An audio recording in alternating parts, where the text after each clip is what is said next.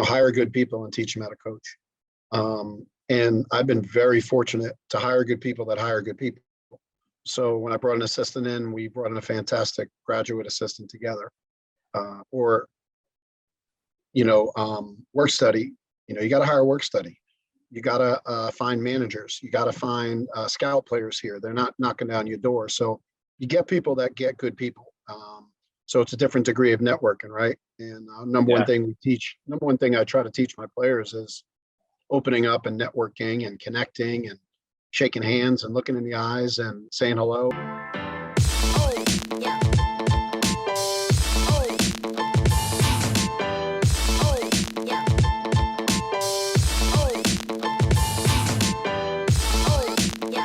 Welcome back to the Team Sponsor Podcast. I'm your host, Sean Connors, joined today with the head women's basketball coach, Anthony Crocitto from St. Leo's University down in Florida. Coach, how you doing this morning?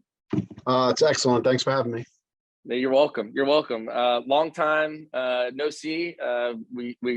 You and our company go back a long time, all the way back to, I think you said 13 years ago, back up at NYIT. So it's great having you on. Looking forward to talking to you today. Yeah, we began with you guys quite a while ago, almost a decade and a half. And, it's been really positive experience working with you guys. So I'm glad St. Leo jumped on board and we've been able to continue the relationship because it's very important. Well, we appreciate that. You're the main driver in that. So we appreciate you, bringing us down there to the great state of Florida and the university and being able to help out. We really, we appreciate your loyalty to us. So, well, let's jump in. You've been there for 7 years now. Tell us a little bit about what's going on with the women's basketball program. Well, we've been fortunate enough to break our record for wins in our last two full seasons. With respect to the COVID year, our two full 28 game seasons, we've been able to set the record for school wins. Made it to multiple conference semifinals. Just put a different brand of basketball out there and trying to grow it every year. We like our group a whole lot this year, but we have a couple of hurdles that we need to jump over that we have not been able to jump over in the first 6 years. So we're excited. We like our group. What are the hurdles? What are the challenges that you've got before you here this upcoming season? Well, local rivals within an hour. University of Tampa has set the bar for the conference over the last decade at least, and we just haven't been able to beat Eckerd. And we've seen quite a few overtimes with both of those teams, and the elite of the elite win, and those guys win. The two coaches there, one's been there over 20 years, one's been there over 15 years, and they do a fantastic job. We got to get it done. We got to play for 3 minutes, and when the chips are down, we got to make a play, so we're excited. We like our chances. We've had our opportunities. It just hasn't happened yet. So we're excited for the opportunities this year with those guys. Awesome. So looking at this year, season's getting started here pretty soon. Any big games or tournaments or travel trips of note for this season? Yeah, I mean, it's already started. We played a team this weekend in Florida Gulf Coast that won 30 games last year. They have a new squad and he was, playing some of the new players. And it was a great opportunity to scrimmage them. And this Sunday we traveled to the University of Central Florida, the American Conference. And, they were 15th in the country last year. And 4 days later, we go to Gainesville and we're going to have an exhibition game with UF. We're going to play Florida and the Gators. So we're really challenging our players this preseason to get ready for this really tough Sunshine State Conference. I mean, the basketball down here is fantastic. A lot of transfers, a lot of solid, low to mid Division I talent, kids that got overlooked because of COVID and the extra years. And it's a great basketball conference. And that means it's a tough conference. Every day you got to bring it. So these preseason games are pretty intense. Gulf Coast, Florida, and UCF. That's awesome. What a great experience for the student athletes. Like you said, you've got a good mix in terms of your roster, where the student athletes are coming from. Maybe, like you said, maybe they had the Division I talent but got overlooked for whatever reason. Yeah, they get to put that on display against some of the big Division I schools, which is great. What a great opportunity. Yeah, I love our arena here, the Bowman Center. I think it's a great. I don't consider it a Division II venue. I don't even know what that is, but it's a great venue we have here. And then, they get to see these other venues, and the fact that they're exhibition games with fans makes it even more intense. So we're blessed. Gulf Coast was a scrimmage, but their campus and their facility is amazing too. So, it's good for them to get away, see other parts of Florida, and see these other gyms, and show that we belong. Yeah, that's awesome. That's great. Okay, well, Coach, tell us a little bit. Let's back up a little bit. Let's talk about just your journey with basketball and making your way to St. Leo, where you're at now. Tell us a little bit about how you got into the game, how you got into coaching, and your journey toward to St. Leo. Well, I was working on my master's many moons ago at Adelphi University, and I was a varsity assistant coach at a Catholic school, and I got to know the girls coach there real well, Phil Stern. And I watched his practices, and I shadowed him, and before my practices, and I got to know him real well. And he got the head job, Division II, Dowling College. And within a year of knowing him, he asked me if I would like to come on and learn college basketball and get started.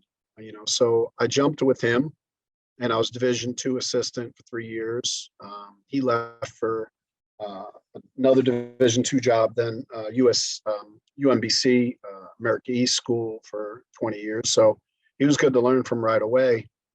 And I got lucky at the young age.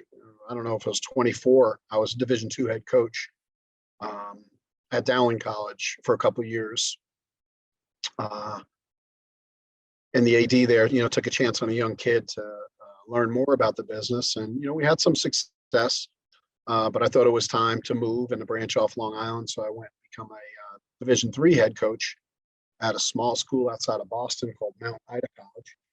And they were making they were going through a lot of transition. So it was an opportunity to recruit and build. So I stayed there a little bit and got lucky with Sandy Gordon at Fairleigh Dickinson and started my Division I assistant career, which was 10 years. And I was at Fairleigh Dickinson in New Jersey, Hofstra University on Long Island, University of Central Florida, and Longwood University in Virginia. So I got to work for a lot of amazing people, learn from a lot of amazing people. Before I was blessed with a opportunity to be a head coach again. And that's when I met you guys at New York Tech. I was there 6. And, my wife desired the opportunity to move south. And this is a great opportunity here and a great conference. You're doing a little bit of development, doing a little bit of community service, doing a little bit of everything. But certainly most is basketball. So that's what was the attraction of coming down here. Great. I loved NYT. I don't second guess it ever, but I was the director of development and a basketball coach.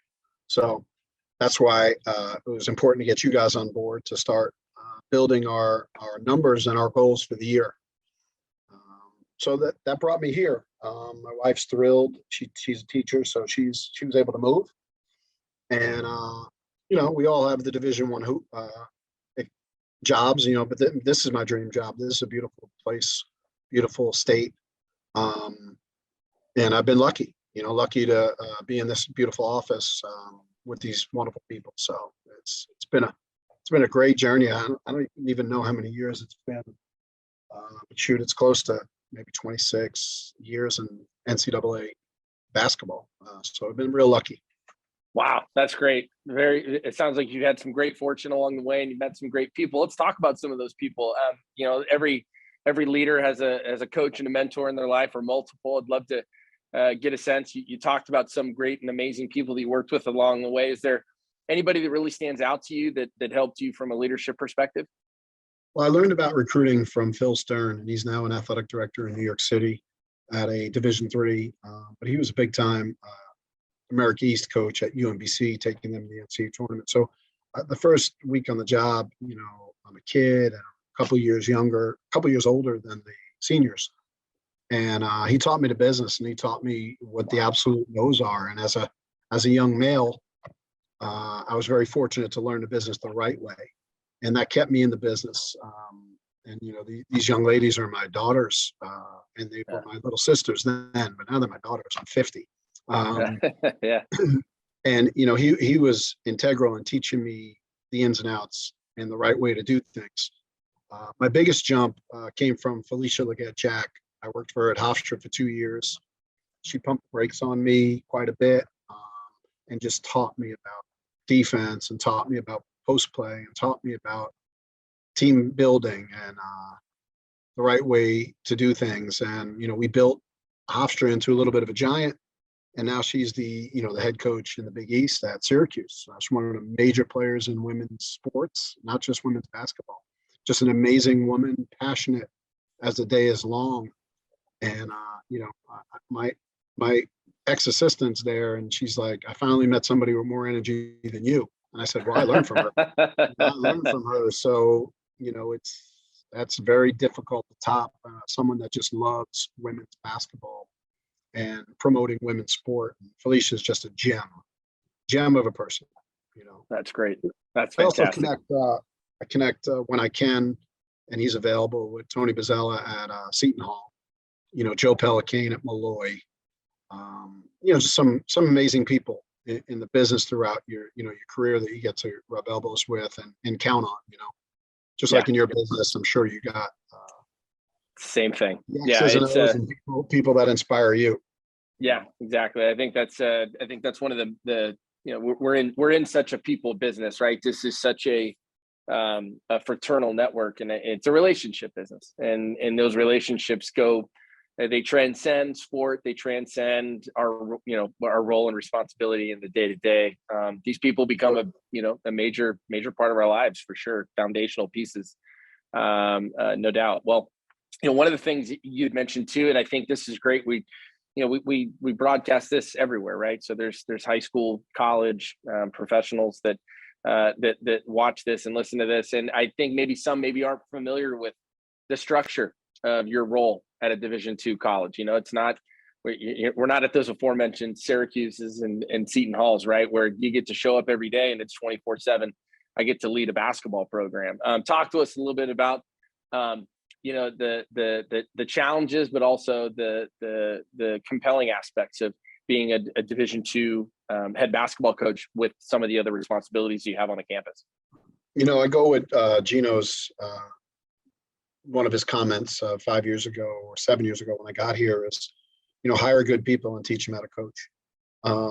And I've been very fortunate to hire good people that hire good people. So when I brought an assistant in, we brought in a fantastic graduate assistant together. Work study, you got to hire work study. You got to find managers. You got to find scout players here. They're not knocking down your door. So you get people that get good people. So it's a different degree of networking, right? And number one thing I try to teach my players is opening up and networking and connecting and shaking hands and looking in the eyes and saying hello. At Division II, you deal with these obstacles every day. Like my buddy at the bowling alley last Thursday, who's a sheriff, said to me, he goes, what do you do when you're not in practice? And I just wanted to kill him. I'm like, he doesn't know. And sure. I'm like, we got to do academic scheduling. We got to do study hall. We got to figure out community service. We got to build our schedule. We have $1 million budget between scholarship salaries and travel. We got to do academic meetings. We got to do individual workouts. We got to go to strength workouts. You got to go to cardio workouts. You got to do team building. You got to be a dad. You got to be a big brother. Yeah. I mean, we've had a lot pop up this year, and my assistant is hitting the ground running. She's a second year with me, Nola Carter. She's embraced it. She's learning. She's staying humble, and I'm trying to give her as much as I can. It hasn't been easy because we've had so much stuff pop up. And I've also been blessed with an unbelievable graduate assistant that graduated from Clemson, Marcus Crawford. And those are the guys that really get in the weeds. And you want to do so much, but you also want to plan practice.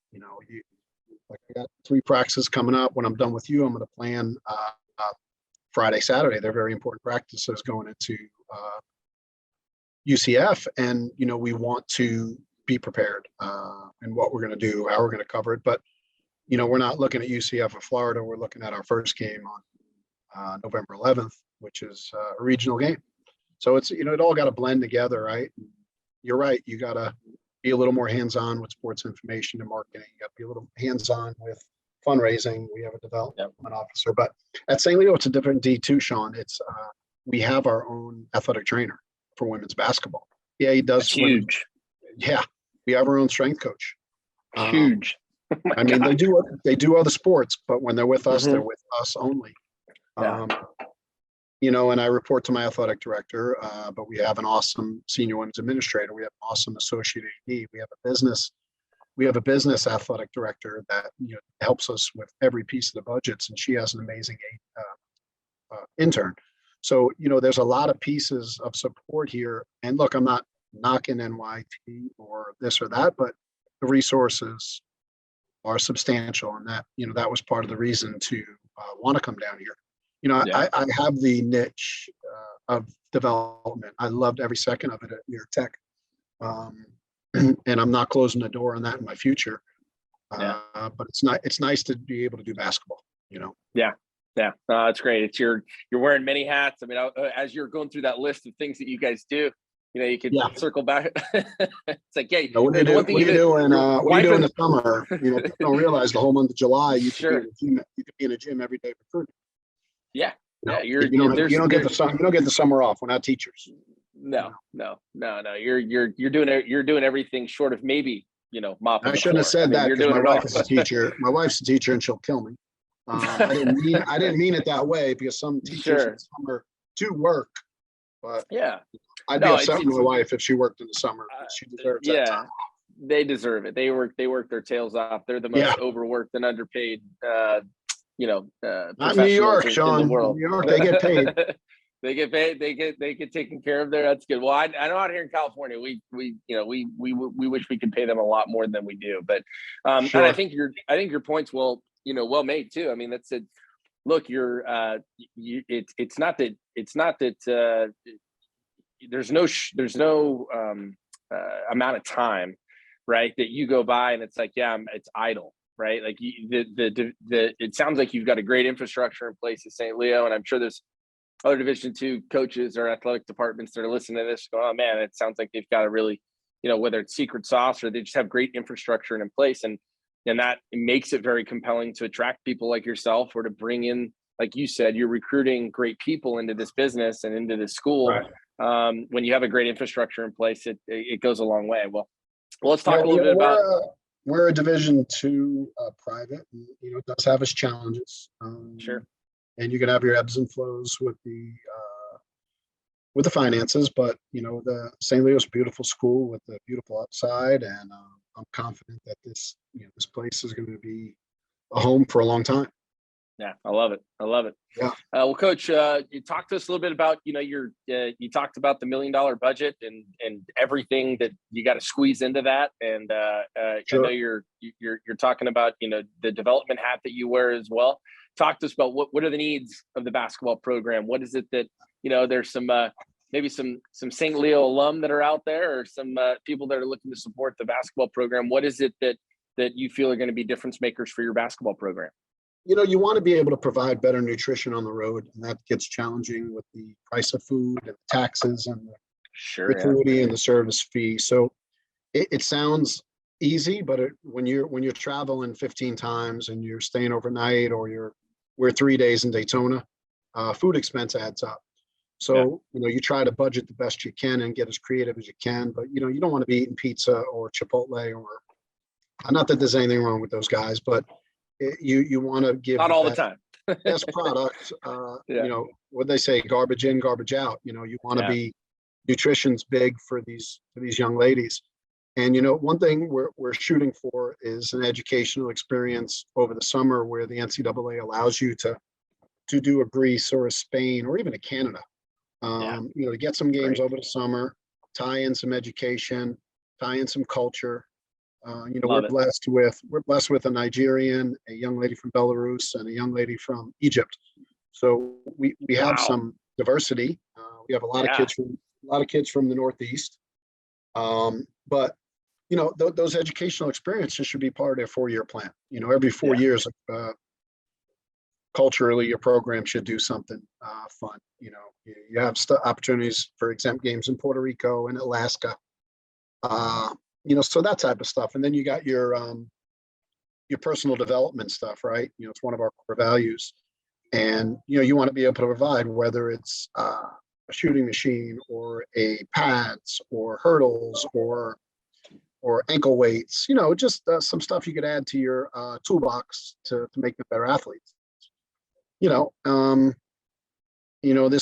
like to be able to do more personal development for my assistants, which makes it a better experience for my players. So if I could take care of them a little more with the conference or a Final Four or something, then it's I say $1 million. It's not $1 million, but we're blessed. We have a pretty high number, between salaries, which include benefits, between scholarship money, our operating budget money, and our overhead to run the building. I mean, the players and the coaches we're really lucky to do what we do at the Division II level. It's amazing, to live this life. Head coaches, assistant coaches, it's a great opportunity. That's great. That's awesome. Well, we appreciate you sharing that, and make sure to get this information out to as many of those potential supporters for the basketball program Sure. as we can. Absolutely. Well, Coach, you mentioned last thing I'd love to dive into here. Every coach out there, they have a philosophical approach to the way that they want to run their program. And you mentioned whether it's a vision, a mission, the things that you value, core values within the program. Give us a peek in right now in terms of what does that look like within the women's basketball program there? What's the vision? What's the mission? What are the core values that you're impressing upon these young ladies? It's pretty simple with us right now, and they know it's coming out of my mouth every practice. Is we read the book The Carpenter over the summer by John. Yes, John Gordon, love it. We just gave them a T-shirt. On the back it says "Love, Serve, Care," and it's not basketball. It's not a 4 out 1 in.